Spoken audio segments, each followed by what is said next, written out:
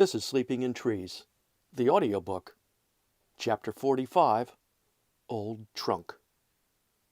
Ronnie lived in the house behind ours, on the other side of a small stand of Australian pines that we spent countless hours over the years playing under and climbing through. While the Australian pine was a lovely addition to South Florida foliage, and one we greatly admired for its long, wispy, and soft needles, it was also the home of what was called a walking stick. This very odd insect looked every bit like a twig and was indistinguishable from a small branch of an Australian pine. While climbing among them, we'd often clamp a hand down on a branch only to realize that a walking stick had gotten there first. A gooey crunch followed. Ronnie had an older brother, Ricky, and a younger brother, Rex. I believe his dad's name was Richard.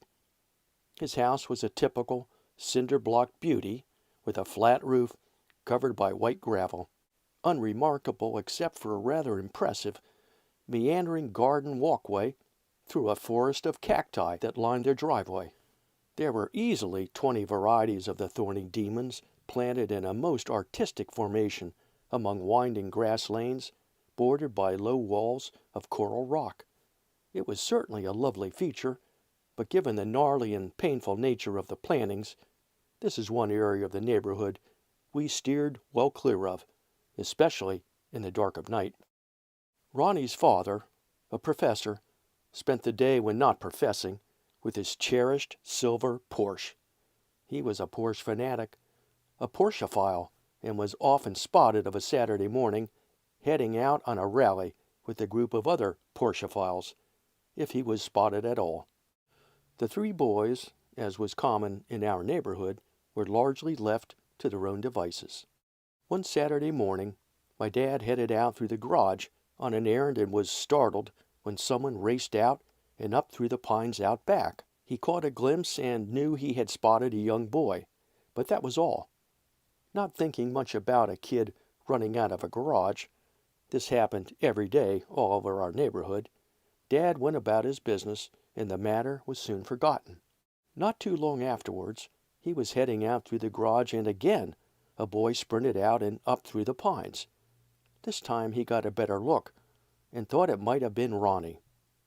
Dad followed him, pausing to watch from the security of the pines. Sure enough, the kid scooted into his own garage and inside the house to the jalousie kitchen door. Now there was a pattern. Twice my dad had come upon him and disrupted his plans. What was going on? What was Ronnie up to?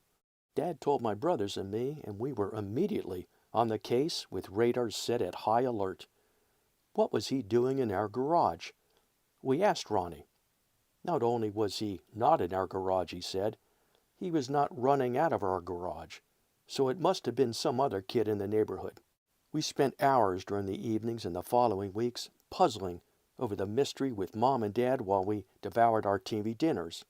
I preferred the spaghetti and meatballs, Lobster the fried chicken, and Ding the Salisbury steak. We poked around the garage, checked our bikes, and looked through the storage cabinets for anything that might be unusual or out of order. We found nothing, no evidence that would provide a clue. The trail had gone cold. We were stumped. What secretive activity Ronnie was engaged in would remain a mystery, or so we thought.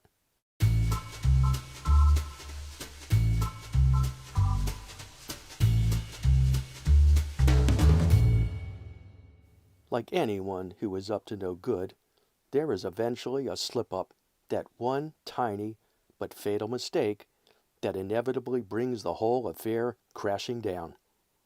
So it was that day, a late Saturday morning a few weeks later, when Dad was again heading out of the garage to his Lincoln, off to another errand up Red Road to South Miami. As he opened the kitchen door and descended the 3 steps into the garage, there Ronnie was, caught in the act. He froze. Dad froze. He was standing in front of our old wooden trunk with the lid wide open. Aghast, he slammed it shut, raced out of the garage and up through the pines to his house. How is it possible that of all things We had not checked the old trunk sitting at the left front corner of our garage. How could we have missed it? The old trunk, which had been used for a wide variety of purposes, not the least of which was a torture chamber for me and others, had become Ronnie's little treasure chest, increasingly filled with the young pirate's spoils. When Dad opened it, he staggered backward a step and gasped.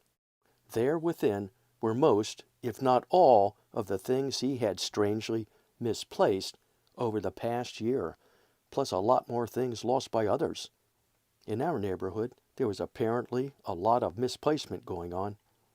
A wide variety of tools were stacked neatly inside, plus masking tape, electrical tape, paint brushes, some horseshoes, sandpaper, razor blades, work gloves, and even my pair of missing PF flyers. When I returned from school that afternoon, I was shocked to discover my watch. It had gone missing months before, after I hung it on a sprinkler during a football game in Junkle's front yard. Thinking about that day, I recalled Ronnie milling about nearby as the game was played. I also found my favorite Bowie knife and a blank gun with a tin of copper blanks. It went on and on.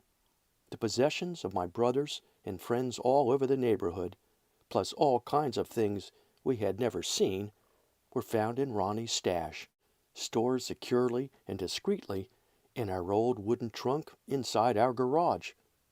The nerve, the gall, is all Dad kept mumbling under his breath. What to do? We discussed it that evening over dinner. One option was to go to the boy's father with the accusation and hearsay. However, Dad had only seen Ronnie peering inside the trunk and not actually placing anything in it, so that was considered a weak approach.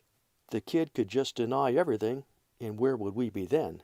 His father, in this case, might circle the wagons and side with his son, not wanting to admit he was raising a seasoned kleptomaniac. No, there was only one good option. We needed to lie in wait and catch Ronnie in the act. We needed to spring a trap.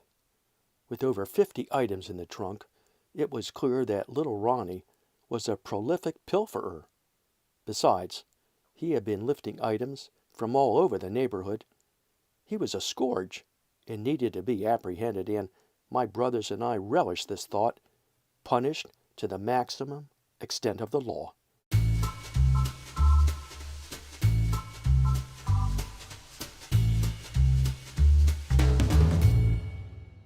The only thing we had to work with was Ronnie's pattern. Of the 3 times my dad had seen him, all were between 9 and 10 a.m. on Saturday mornings. Ronnie must have done the heavy lifting after school during the week and made his weekly trip to our convenient storage facility on Saturday mornings. This should be easy. The next Saturday around 9 a.m., Lobster and I took up our positions as sentries deep in the back of the dark garage. He crouched down behind the big Toro, and I behind some storage boxes near the laundry machines. We waited. Right on schedule, a little after 9:15, Ronnie casually strolled slowly by the front of our garage. He was doing the nonchalant drive-by first. We held our positions without a sound, barely breathing. In a moment, we both saw the top of his head poke back into view, with its straw-like cropping of blond hair leading the way. He slowly peered inside. His head did not move, but his eyes swiveled as he scanned the area for any signs of surveillance. He was being extremely cautious, as even one of our old sleepy basset hounds could present him with a challenging problem.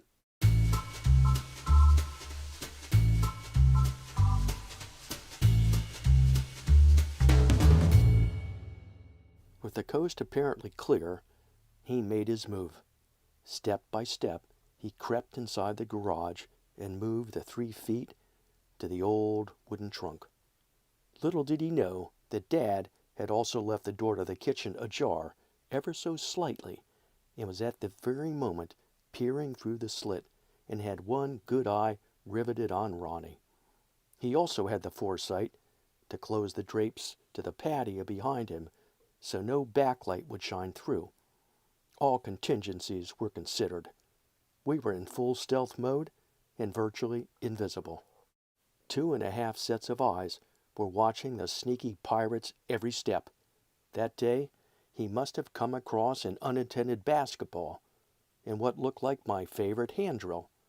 The drill had been on the workbench just the day before. I was astounded. As he lifted the lid silently and bent to place his pilferage inside, we sprang our trap. Lobster and I leapt out.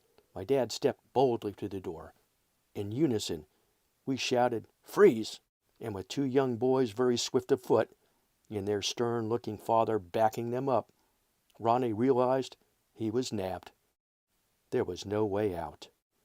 With Dad directly behind him, clutching the scruff of his neck, and Lobster and me at their heels, yipping and yapping like over-eager hunting dogs, we headed up through our backyard, up through the pines and straight to Ronnie's house. In a few moments, Ronnie's visibly shaken parents stood in their open carport as Dad told the very sad tale of thievery and deceit. They listened quietly, as did Ronnie, his head bowed in shame. They apologized and thanked my father quietly, with a mumble and a murmur, and disappeared into their kitchen, with a young boy leading the way. Later that afternoon, father and son returned, and as we all stood in my garage, Ronnie loaded all the things that were not actually his or ours from the old wooden trunk into a rusty red wagon. I wondered where he had gotten that wagon. With his father right behind him, he slowly pulled it across our front yard and directly into Monkey's driveway. Other than a squeaking wagon wheel, the procession was silent. It was a humiliating and sad thing to watch as the many small crimes would now be on display, replayed again and again in reverse as the little burglar returned every single item he had stolen. I wondered how he could possibly remember where he had lifted many of the things that filled the rusty red wagon. In the weeks that followed, whenever I passed through the garage, I would carefully lift the lid on the old wooden trunk and peer nervously inside. It was always empty. In the 1960s, cars had car keys, no fobs, and, to our delight that night, most drivers left their keys in the ignition, doors unlocked. Up next is Chapter 46, and it's called Metal Maze.